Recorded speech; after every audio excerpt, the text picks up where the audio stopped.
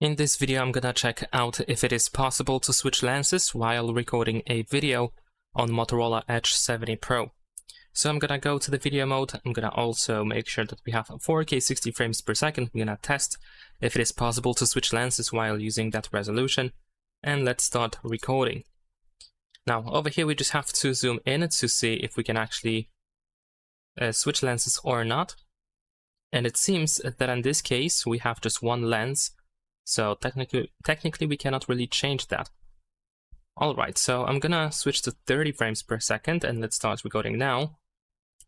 And in this case, it seems that I should be able to switch lenses. There we go. We can see that the phone switches lenses whenever I want to switch from the ultra-wide angle to the wide angle.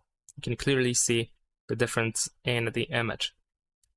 Alright. So now let's also check out full HD with 60 frames per second. And over here, just like in the case of 4K resolution, it is not possible.